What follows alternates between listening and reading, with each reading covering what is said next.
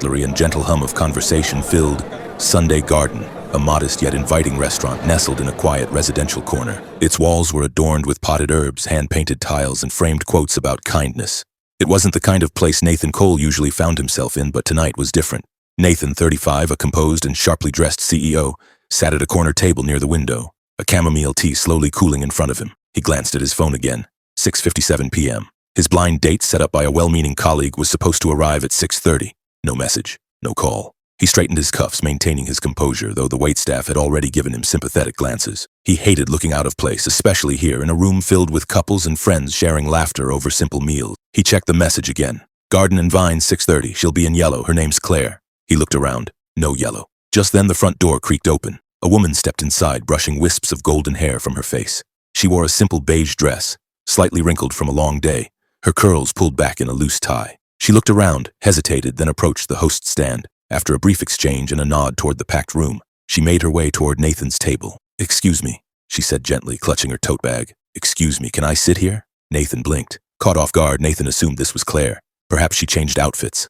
Maybe she was just as nervous as he was.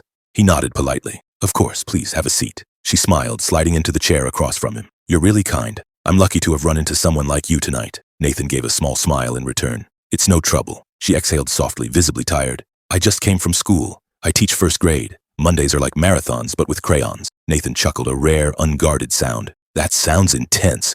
"You get used to it," she grinned. "I'm Charlotte, by the way." He hesitated. "Charlotte?" She tilted her head. "Yes." He looked at her, then at his phone again. Something clicked.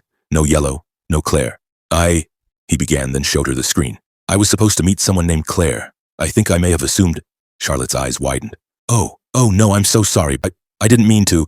She quickly began gathering her bag. "I thought you were just a kind stranger. I didn't mean to ruin your date." Nathan, now realizing what had happened, tapped on the message thread again. His eyes widened slightly. He looked up and stopped her. "Wait, please don't go." She paused. "I just checked," he said, managing a sheepish smile. "I came to the wrong place. It was supposed to be Garden and Vine. This is Sunday Garden." Her mouth dropped slightly. "You've been waiting here all this time?" "I have," he said with a quiet laugh. "And I think my date has left. Probably thought I stood her up." Charlotte hesitated, her hand still holding her bag strap. "You can stay," Nathan said, motioning to the seat. "Honestly, I think my evening just got a lot more interesting." She eased back down, brushing a curl behind her ear. "Only if you're sure." "I am." They sat in that little corner of the restaurant, steam curling up from their teacups. The awkwardness dissolved into a light, genuine conversation about favorite books, their childhood dreams, and the best type of bread. By the time the plates were cleared, neither of them had noticed the clock ticking. They were too caught up in the unexpected warmth of the moment, two strangers who met by mistake but stayed by choice. Charlotte closed the door behind her quietly, slipping off her flats by the mat. The scent of chamomile and old fabric filled their modest two-bedroom apartment. In the living room, her mother Grace sat humming an old lullaby while gently brushing Ellie's blonde hair. The little girl, dressed in her favorite pink dress with a bow, was coloring quietly with worn-out crayons. "How was school, Mommy?" Ellie asked without looking up. "Tiring," Charlotte replied, setting her bag down. "But I met someone unexpected." Grace looked over, intrigued. "A parent?" Charlotte shook her head, heading into the kitchen to make tea. "No, a man. I accidentally sat with him at a restaurant. Thought he was just another diner." Grace's brow lifted. "Just another diner?" "I mean, I thought I was interrupting him, but he invited me to stay. We talked. He was kind, quiet, like he's used to being alone." Charlotte didn't mention how she had laughed more in that hour than she had in weeks, or how when he looked at her while she spoke, it felt like he truly saw her, not as a teacher, not as a tired woman trying to hold her world together, but as Charlotte. Meanwhile, across town, in a high-rise apartment with floor-to-ceiling windows and art that cost more than Charlotte's monthly rent, Nathan stood by his kitchen counter, sipping whiskey he barely tasted. His phone was silent. The failed blind date was no longer on his mind. Instead, he was replaying a different conversation, one about first-grade marathons and crayon-stained lesson plans, about a girl who laughed at herself when she spilled water, then shrugged it off with, "Well, at least I didn't spill coffee." There was something about her, not her appearance, though he'd noticed the soft gold of her hair, the flecks of blue in her eyes, but it was more than that. It was the way she asked questions without judgment, the way she listened, the way she made a stranger feel human again. He sat down and opened his laptop, ignoring a string of emails from investors and board members. His gaze wandered to a photo tucked into a corner of his screen, a faded image of himself as a boy, sitting alone at the edge of the playground. He had spent much of his life proving he was more than that boy, earning power, respect, control, but tonight, for the first time in years, he had let himself just be. Charlotte stood at the kitchen sink, watching the lights flicker in the apartment across the alley. Her tea had gone cold in her hand. She thought of Nathan's voice, low, steady, a bit surprised each time she made him laugh. She thought of how he never once looked at his phone during dinner, Never asked about her income or marital status, just listened. She whispered, half to herself, I didn't even ask what he does for a living. Nathan, too, hadn't said a word about being a CEO. He had wanted to. But when she said, you have a calm energy like someone who's learned not to rush, he had paused. She hadn't seen him as a job title, and he didn't want to ruin that. So instead of telling her about board meetings and profit margins, he had told her about a dog he once rescued and named Buttons, about how he never quite learned how to cook rice. He smiled now, realizing she probably thought he was just some quiet guy with an odd sense of humor. And somehow he liked that. Two people, two very different lives, one teaching children how to hold a pencil and dream past poverty, the other juggling million-dollar decisions and forgetting how to smile. But somehow, that evening had stitched a thread between them, a thread neither of them quite knew what to do with, yet. Nathan told himself he just needed fresh air. That was the only reason he returned to Sunday Garden 3 days later. It had nothing to do with the soft-spoken woman with the kind eyes and golden curls who had sat across from him, sipping tea and smiling like she had not smiled in weeks. Nothing at all. He took the same seat, tucked into the corner near the window, ordered the same black coffee, and then, as if the universe had quietly nodded, she walked in. Charlotte didn't see him at first. She was balancing a paper bag in one hand, checking her phone with the other. Her hair was up in its usual loose knot, a few strands curling around her cheek. When her eyes met his, surprise lit up her face. Oh, hi, she said, smiling as she approached. What are the odds? Nathan stood slightly, returning her smile. Looks like we both have good taste in cafes. Charlotte held up the bag. I just came to grab some pastries for my mom. She's obsessed with their lemon scones. Would you like to sit for a few minutes? He asked, almost unsure why he felt nervous. She hesitated, then nodded. Why not? I could use a break. They sat again, same table, different moment. This time, the awkwardness of strangers was replaced by something warmer, familiar. Nathan didn't mention work. When she asked what he did, he simply said, finance. A bit of everything. She didn't press. Instead, she talked about her students, about a little boy who refused to use capital letters because they're too shouty, about a parent who cried in a meeting because their child had read a sentence aloud for the first time. Nathan listened, quietly fascinated. This woman carried whole worlds. As the conversation drifted, he surprised himself by sharing small pieces of his past. The orphanage, the toy soldier he kept under his pillow, how he used to imagine being important enough for someone to remember his birthday. Charlotte didn't interrupt, just nodded gently when he paused. Her presence didn't push, didn't pry. It just welcomed. In the weeks that followed, the chance meetings continued, once at the corner bookstore, once in the park where Ellie played, and twice again at Sunday Garden. Eventually, the encounters lost their accidental feel. They began messaging occasionally, just small notes, a photo of a squirrel stealing someone's sandwich, a quote from one of her students' thank you card, a joke about tax season that he wasn't sure she understood, but she laughed anyway. Every time they met, it felt more like stepping into a quiet sanctuary neither of them realized they needed. One afternoon, as they lingered over tea, Charlotte sighed. I hate asking parents for money. Half my class qualifies for free lunch, but they still need supplies. I spent my grocery budget on crayons last week. Nathan looked at her, then something tightening in his chest. I'm sorry. That sounds exhausting. She shrugged. It is. But also, it's what I signed up for. These kids deserve the best version of me, even if that means skipping a few lattes. She laughed at herself and took another sip of tea. Nathan said nothing, but he didn't forget. The next morning, as Charlotte unlocked her classroom, she found a large cardboard box on her desk. Curious, she opened it and gasped. Inside were dozens of neatly packed boxes of crayons, markers, watercolors, and sketch pads. A note sat on top, handwritten on a small, unlined card, from someone who once dreamed of holding a crayon to draw his own future. She read it twice, then a third time. Tears welled in her eyes. There was no name, no signature, just words that landed straight in her heart. She looked out the classroom window, watching the early sunlight hit the playground. And though she didn't know who had sent the supplies, she did know who she wanted it to be. It was a quiet Saturday afternoon when Nathan found himself strolling through a small park tucked behind a modest neighborhood. He held a coffee in one hand, the other buried in his coat pocket as he walked without direction, letting his thoughts wander. He had told himself he was just taking a break, enjoying the autumn air, but somewhere deep down he was hoping to run into her. As he rounded a bend near the playground, he saw her. Charlotte sat on a weathered bench beneath a tree, the sunlight casting soft rays over her blonde curls, now loosely tied back. She was watching a little girl in a pink dress with a matching bow in her hair, who was hopping from one patch of grass to another, arms stretched like airplane wings. The girl tripped on a tree root, let out a tiny yelp, then giggled and scrambled back to her feet. She ran straight toward Charlotte and wrapped her arms around her. "Mommy!" the little girl chirped. Nathan froze. He stood there, unmoving, heart thudding dully in his chest. His first instinct was to step back, to leave before she noticed him. She had a family? A daughter? What had he been thinking?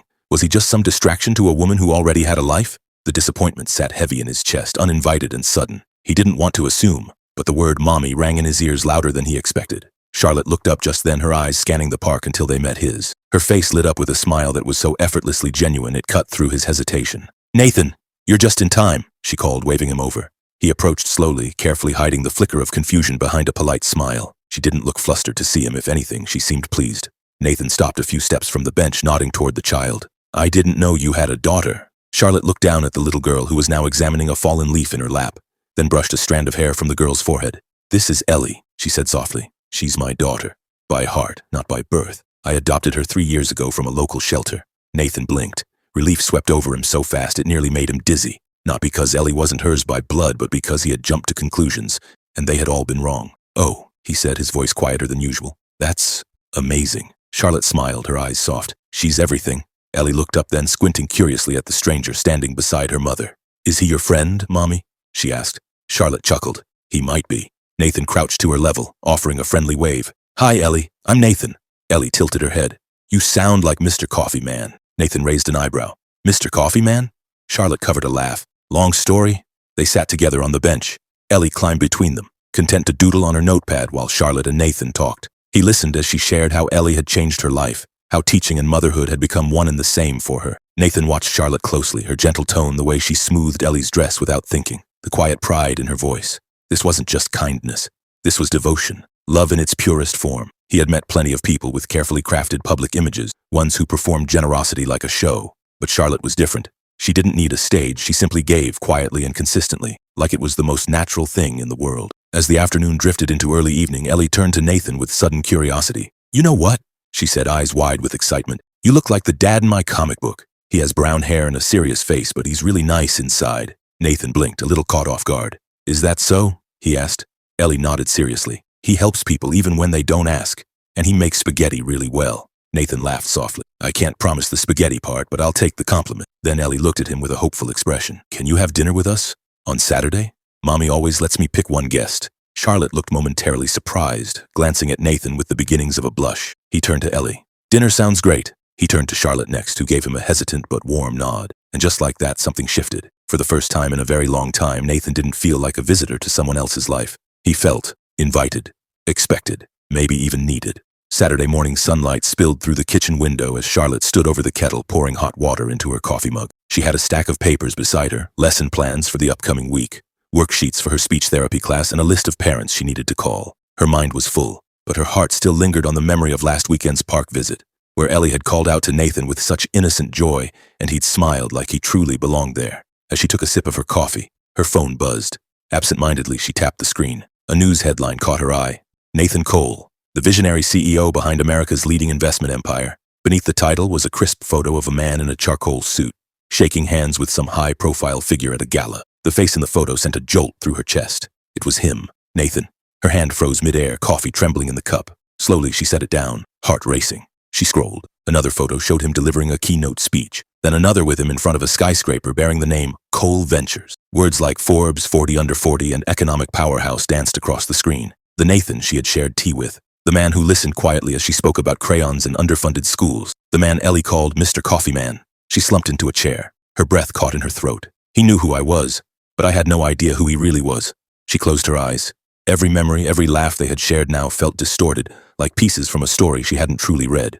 It was as if she had been a background character in someone else's perfectly written script. Charlotte stood and glanced around her kitchen. The chipped counter, the faded tiles, the tiny living room beyond, where her mother Grace was softly retelling a fairy tale to Ellie, though she'd already told it twice today. Her mother's memory was slipping, like sand through her fingers. Ellie sat cross-legged on the rug, dressed in her favorite pink dress with the little bow, coloring in a book with stubby crayon. Charlotte's eyes welled up. He lives in penthouses, she whispered. We eat soup from scratch. She bit her lip. Her heart ached, but her mind built walls. She remembered her best friend Mia, who had once fallen for a wealthy man. His family never approved. They called her a phase and unworthy. Mia left broken. Charlotte remembered her mother's words, spoken from years of teaching and hardship. People like us. We look for someone who understands us, not someone who pities us. If they have to lift you up to reach you, one day they'll grow tired and let go. Charlotte clutched the mug tighter. Was that why he never told me? Did he think I wouldn't handle it? Or worse, did he enjoy watching me not know? She recalled the box of crayons delivered anonymously. Her heart had melted then, but now it burned. If he bought those just because he saw me as a charity case, then that wasn't love. That was sympathy. She didn't want to be someone's good deed. She wanted to be someone's choice. Heart pounding, she opened her phone. Her fingers hesitated, then flew across the keyboard. I thought you were like me, honest, simple. But it turns out everything was just a soft-spoken performance from a man used to controlling the world. Thank you for your kindness, but I don't need a favor. I need something real. She hit send. Nathan, somewhere across the city, received the message in the middle of a meeting. He stared at the screen, stunned. He called her. It rang. Once. Twice. Then voicemail. That night, Charlotte sat on Ellie's bed, gently stroking her daughter's hair. Mommy?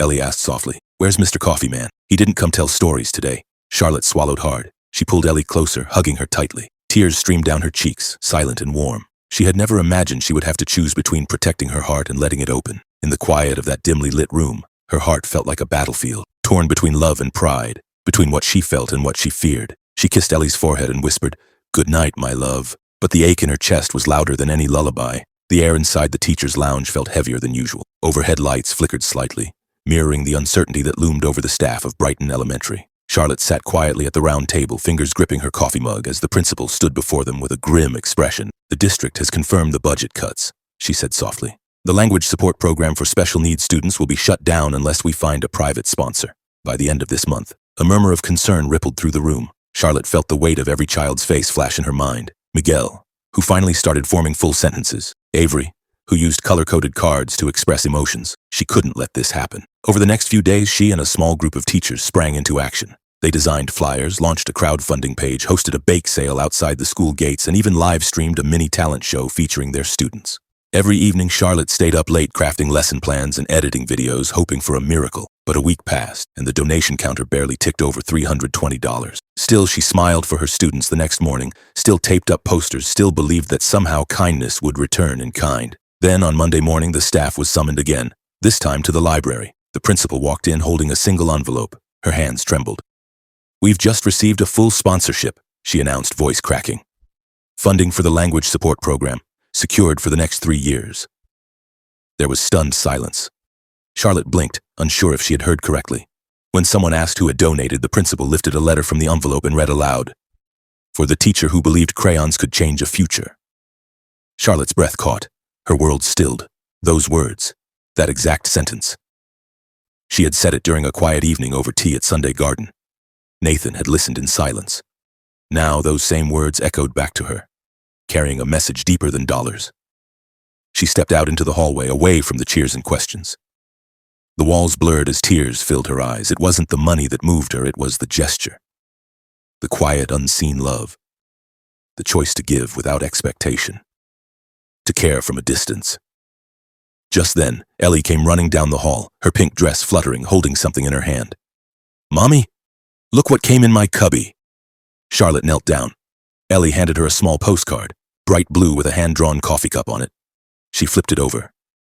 "Some people come back not when you want, but exactly when you need. Mr. Coffee Man." Her heart clenched. She hugged Ellie tightly, pressing her face into the little girl's shoulder. Through the tears, she smiled because in that moment she knew Nathan hadn't vanished. He hadn't left her behind. He had simply stepped back, to let her shine, to show love without overshadowing it. Charlotte looked up at the cloudy sky outside the window, and in her heart, the first rays of light were beginning to break through. Saturday afternoon draped Sunday Garden in a warm amber light. The little cafe buzzed with quiet chatter, forks gently clinking against plates. In the far corner, Charlotte sat alone, hands wrapped around a ceramic mug. It was the same corner where months ago a mistaken seat had led to something she could never quite forget. She hadn't planned to come. But Ellie's question from the night before, "Will Mr. Coffee Man come back if I wish hard enough?" had echoed louder than sleep. Now here she was, her heart quiet but restless.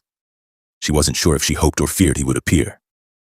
A young server approached her table with a tray. On it, a cup of ginger tea just the way she liked it, and a folded note.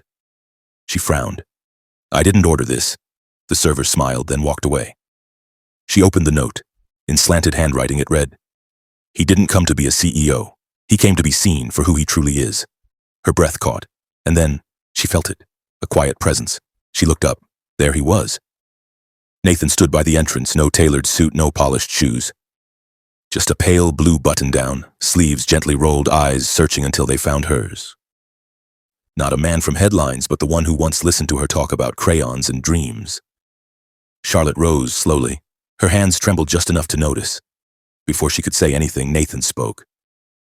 "I used to think power was the only way to be seen," he said, voice low but steady. "That if I wasn't leading something, building something, controlling something, I'd disappear." His eyes locked with hers. "But then you came. And you saw me. When I was just a guy in the wrong restaurant. You looked at me like I mattered. He paused, stepped closer. I was raised in a children's home. I used to imagine